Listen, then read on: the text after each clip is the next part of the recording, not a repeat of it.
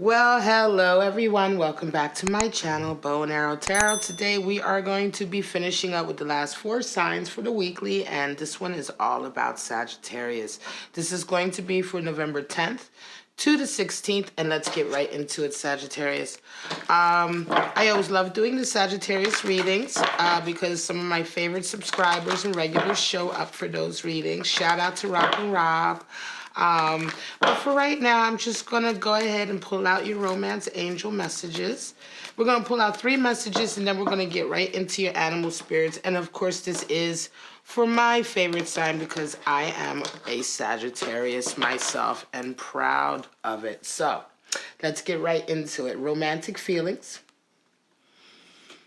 honeymoon,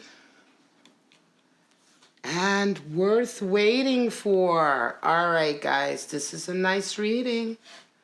This is a very, very nice reading. All right, so we won't really know how that plays into your week, Sagittarius, until we go ahead and pull out your forecast. But let's get right into your animal spirits now.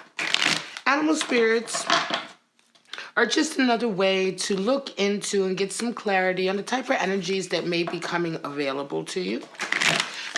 They can be indicative of characteristics or personalities of people that you may be encountering or interacting with closely this week in your life. And they can also sometimes describe new stages in life or new paths that you may begin walking. And so in this way, pulling out animal spirits can be really helpful to see the essence of the type of energies that you may be surrounded by or working through this week.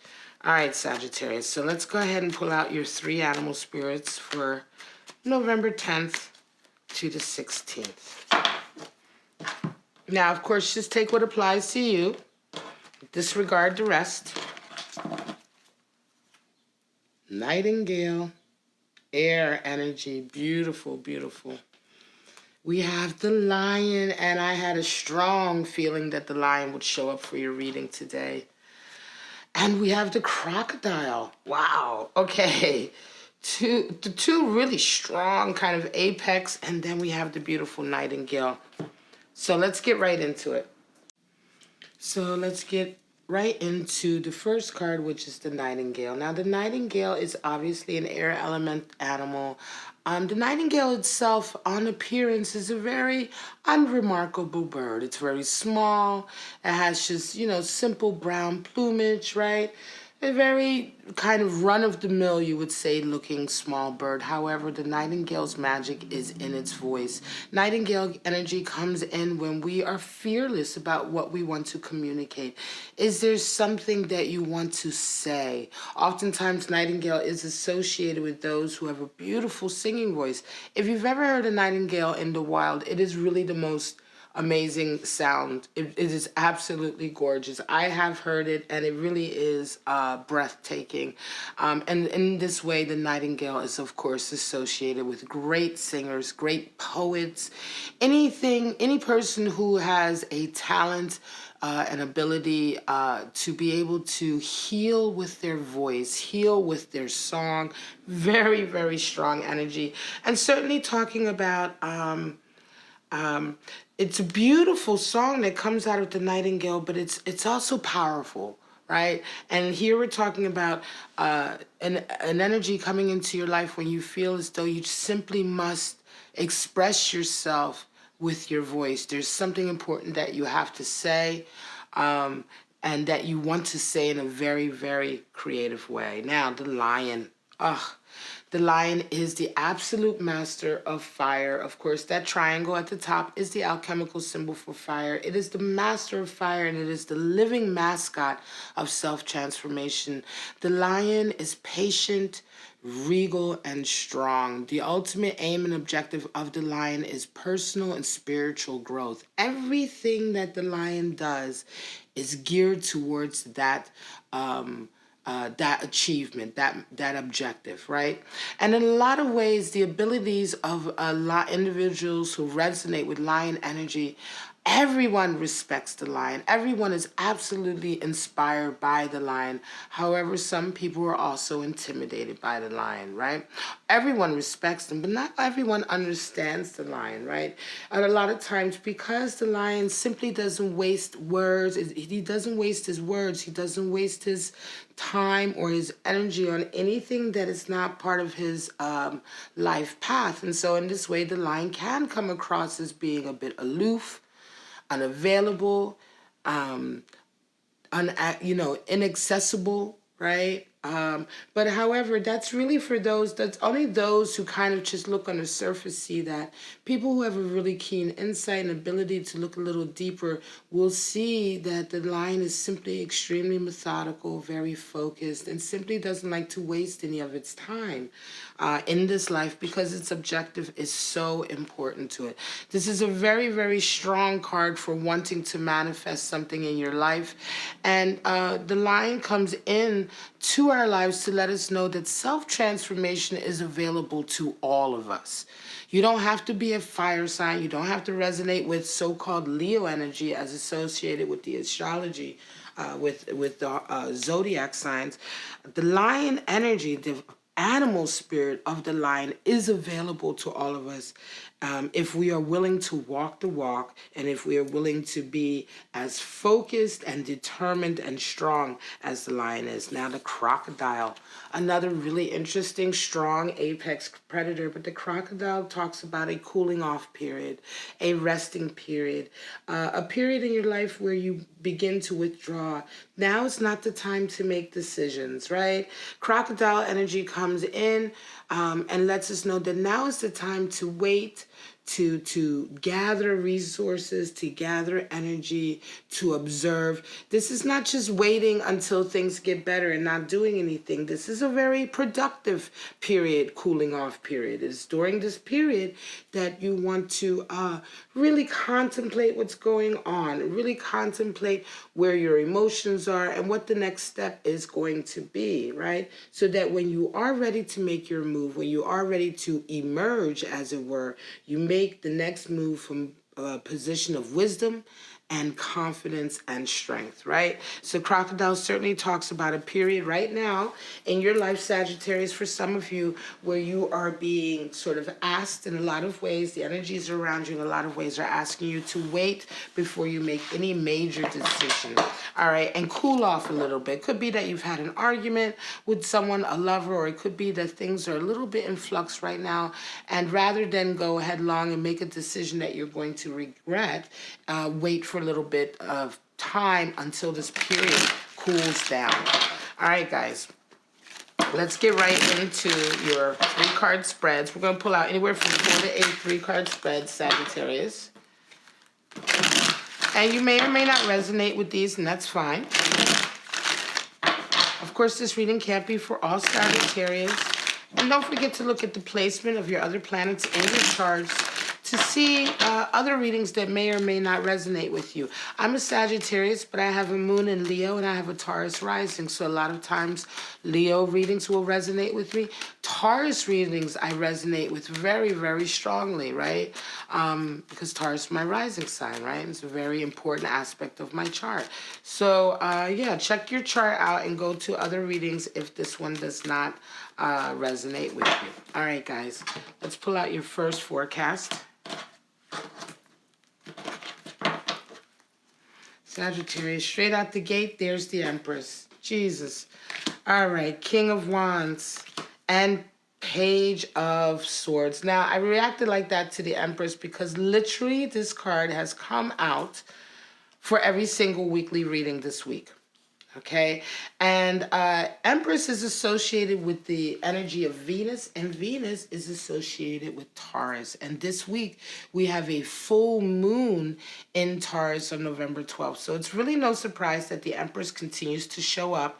And she shows up hard and strong because she shows up in most of the readings. She has shown up in this first position. And this is the energy that some of you may be coming into the week with. You are coming into this very luxurious feminine, receptive energy. You feel excited, you feel sexy, you feel sensual, you feel like this is a time where you really want to put a lot of energy into yourself, into self-nurturing, taking care of your body, mind, and soul, taking time to take stock.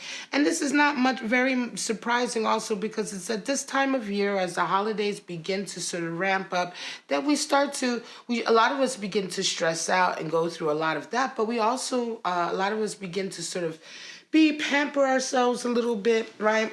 Be a little bit nicer to ourselves in a sense of treating ourselves and things of that nature. Empress energy also talks about a heightened sense of creativity, a heightened ability to manifest creative ideas in the real world, right? The beauty that the Empress has on the inside is beginning to manifest on the outside, and she's beginning to mirror that on the outside, right? And in a lot of ways, this is a very, very, very strong time for building your own sort of garden and luxuriating in your own garden. So you come into this week with this energy, Sagittarius, and you're met with the King of Wands.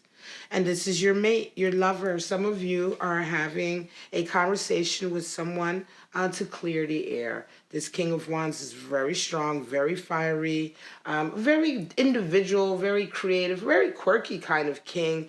And this doesn't surprise me, Sagittarius, that this will be your match, because you yourself resonate with this kind of energy. And I'm going to say that you guys have a conversation. Page of Swords talks about a new kind of conversation, okay? And so in this week, I'm going to say for some of you, could very well be that there has been a bit of a cooling off period, or there has been something that's happened that requires you to cool down a little bit, right? And to take your time before you make a move. I want to say for some of you Sagittarius, something has happened between you and your lover, and it requires you to have a conversation about it this week. And this new kind of communication, I feel, is going to be very, very positive and bring you guys over whatever little hump that has occurred, right? I'm going to say it was a bit of a hump or a difficulty between the two of you, right? Because you come in so strong with Empress energy, and you have this Page of Swords. The Page of Swords really talking about a new kind of conversation about honesty, a new honest conversation, right? And so that makes sense, of course, to come in at a time that is calling for honesty, calling for something different. And that happens at a time that we have a little difficulty. We may have had some miscommunication, or things may have just gone a little bit off track with the relationship, and you very much bring it right back into track with this Page of Swords. Hanged Man, Page of Cups, and Seven of Swords. So a more page energy. Some of you entered this week feeling really kind of blasé and stuck. You feel like you have most recently really gotten used to a situation that you weren't very happy with, but you just kind of got used to it. You know, you got used to settling for less. I want to say, Sagittarius, you're waking up to the fact that that has occurred, that has happened. Because the Hangman comes in when we wake up, right? And so it is a realization that you have been in sort of in a particular dynamic, I'm going to say, that really, you know, you may have been there before. It's like, okay, here we go again. Right, settling for less, another relationship where I wake up and I find that this whole time I've been in this like kind of stuck energy with someone that's really not progressing forward. So you come into the week with this realization, and a Page of Cups comes in, and somebody, I want to say, really kind of, I want to say you get met with somebody who really wants to communicate their love to you, right? They want to make a romantic gesture to you. It could be that this energy you're resonating with, right? It's almost as if for some of you Sagittarius, you've been in a relationship and you're just feeling very kind of like you're beginning to show signs of being unhappy, being bored, right? And I want to say that before your person loses you, because you've woken up to the fact that you're bored, right? You've woken up to the fact that you're unhappy. And Sagittarius, you're not one of these signs that can be unhappy and hide it. You know, you just can't hide it. Whenever you're unhappy, everyone around you can tell that you're unhappy. If you're happy, the whole world is happy and they're happy for you and they can tell that. But when you're unhappy, you simply don't have that poker face. And I think your person sees that and they want to come in with this token of love. They're trying to come in with a sense of kind of like saving, you know, saving it, saving the connection, saving the relationship. But you end the week with a 7 of Swords, and this is quite interesting. Sagittarius, I'm going to say for some of you, it feels as though it's still not going to work, because the 7 of Swords is a card of futility. And it's almost as if you wake up to a particular scenario, relationship that's been quite toxic, that's begun to make you feel kind of like, ugh, here we go, I'm in another sort of unprogressive sort of relationship. They come in kind of half-heartedly. I mean, in a way, it's half-hearted. The Page of Cups is sincere, and it's a small token, but it's a small token, really, compared to how, you know, how bad the situation really is. And you end the week feeling really kind of futile. You end the week feeling very much like, you know, are they going to make the effort? 7 of Swords is a really Seven of Swords is card for futility, but it's also the hare and the tortoise story, right? And Seven of Swords energy, this person, you could see there, I call it the great dream thief. Not only is it a card of futility in a sense that whatever this character tries to do, it doesn't work, but what he tries to do is always like really bullshit. It's like bullshit actions. They're half-hearted actions. You know, he steals, you know, to achieve. What he wants to achieve, he wants it so badly, but he doesn't want to work for it. That's the nasty energy of the 7 of Swords, really. The sort of toxic, kind of gross energy of 7 of Swords is that this character, you know, they'd rather just take their dreams, right? Or steal somebody else's dream, right? But they don't want to work for the objective. And it's a real turnoff in a sense, because you come into this energy like, all right, well, you know, I'm almost out the door. I realize I'm bored to death with this connection, right? It's not progressing. And yet, you know, you still come with nonsense. You still come with bullshit. I feel like this is just a futile situation. I'm going to say, again, don't make necessarily any decisions about this situation necessarily this week, because crocodile energy is telling you to kind of cool off.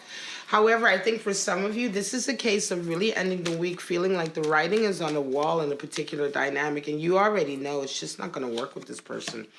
King of Pentacles, Ace of Wands, and Knight of Wands. So Sagittarius, some of you start off the week very, very sort of in your coin game, right? Your career, your business, your finances, whatever it is that you're working on right now with that King of Pentacles, you are really kind of at the top of your game. For some of you, finances or abundance may be increasing.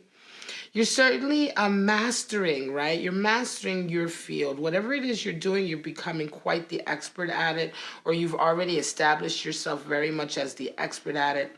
And so you come into this week really with a heightened business sense, a heightened career sort of objective in terms of where your head is at. And you're met with the Ace of Wands. Now, this could indicate a new project, right? For some of you, you're already a success. You already know how to manifest ideas and everything like that. You already know the steps that you need to take as exhibited by King of Pentacles energy. You have that authority. And so you come into this week and you begin a new project. And I want to say you end the week with the Knight of Wands in a sense that you have this great idea that comes out, this new project, this very passionate, I would say very creative and passionate idea that you either come up with or that you come across, right? And you end with the Knight of Wands in the sense that you really champion this idea, right? It could be something very new that's come into your life that you've never really worked with or dealt with, but you very, very quickly become very passionate about it. And I want to say that you pursue it, right? You very strongly pursue it. This could be a path that's very different to your current career path, but it's going to be something that is very sort of creative and that really speaks to your heart in some kind of way. It could also be that you're going to meet with someone like a Knight of Wands type of energy individual who brings this idea to you, who you come across, and you end up having a really nice sort of partnership with this person, working on this objective. 10 of Wands, Seven of Pentacles, and the Hierophant. Okay, Ten of Wands talks about coming into the week and really unburdening yourself. You've had enough of a particular period in life. You've had enough struggle and suffering. It's time to let it go. Ten of Wands talks about being at a stage where in your life where you're ready to lay down baggage. You're ready to lay down burdens that you've begun to take on or that you realize you've taken on. It's just the end of a really long struggle. It's the end of a lot of trials and tribulations. And your abundance is beginning to come in, Sagittarius, right? The worst of it is behind you, and you're really beginning a new stage in life where abundance, hope, I want to say abundance and finances are one of the things that are not a burden anymore, right? Your garden is beginning to bear fruit. All of the hard work that you've put in is beginning to come in, and you can really see what your hard work has done, has accomplished, right? I think for a lot of you, you're going to feel very happy about what you see coming in. You're going to feel like it was really worth it because you end the week with a Hierophant, and that is very much doubling down. Excuse me. You double down on your commitment. You double down on your commitment. You double down on your sort of spiritual center and your commitment in terms of your outlook on life. And I think the reason why you double down on that, you come out stronger with this Hierophant energy, is because the Seven of Pentacles coming in, it's almost as if this week is very sort of, it's like everything is happening the way you always thought it should happen when you do the right work, right? It's like you put the effort in, you put the work in, you saw it through all the way until the end, right? Whatever this project is, the worst is behind you. You continue to work at it. Now reaffirmations and abundance are coming in exactly the way it's supposed to come in. A lot of times we work for things and, we say, well, when you work, do this, do that, do this, then the rewards will come, but then they don't come, right? And there's another sort of trial in the way. There's another obstacle in the way. There's something else in the way, or doesn't really come in the way that you wanted it. You don't feel favored, but right now it feels very much like everything is happening the way it should happen. The rewards are coming in the way they should come in after you've put in the work, right? It's coming in a karmic way, the karmic positivity that's coming into you as well as coming in the way you think it should come in. And all of these kind of really reaffirm your spiritual path. It really reaffirms everything that you believe in, right? And you double down on it, and you double down on your commitment to it, and it feels really good that things are turning out the way you had hoped. This is like a real sort of step along the path that the lion would take in terms of self-mastery in this life. Six of Pentacles, Four of Wands, and 10 of Swords. This is going to be the last spread. So Sagittarius, some of you come into this week feeling very generous, very charitable. Six of Pentacles talks about generosity, right? Talks about the energy of wanting to be charitable, helping others, being socially minded, and also having the abundance coming in so that you can be that way, right? And it feels very good with you. You're met with a Four of Wands, and that is I want to say for some of you, you may indeed be going on a honeymoon, right? You may indeed be having a moment this week where your relationship or your love connection resonates to a higher level of commitment, right? You've really solidified this connection. The stability is there for us. The number for stability, right? And so in this way, your relationship stabilize strongly, right? And I would say for a lot of you, it feels like very much a celebration this week. Money begins to come in. You're feeling very generous, very sort of good about your status, right? Your financial status and stability. And you kind of have a celebration in a way with someone. This Four of Wands. Four of Wands is a celebration in terms of you and your lover celebrating the fact that you're together, celebrating that you have found each other, that you are in a stable relationship, and that you both really see eye to eye. In a lot of ways, this is like a honeymoon. And you end the week with a Ten of Swords. So it's really the end of the worst of the trouble. I want to say for some of you, this is a really nice end to a week in a sense that everything comes in. the money comes in, the relationship is stabilized, and with regard to a particular stage in your life that has been really, really hard on you in terms of taking a lot of blows to the ego, you know, being knocked down a lot of times and having to pick yourself up.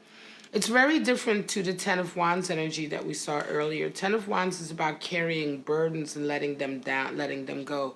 Ten of Swords is about a stage in your life where you've been continually sort of hurt or damaged or impaled, literally impaled by a sword or idea, and a part of your ego has had to die and adjust, right?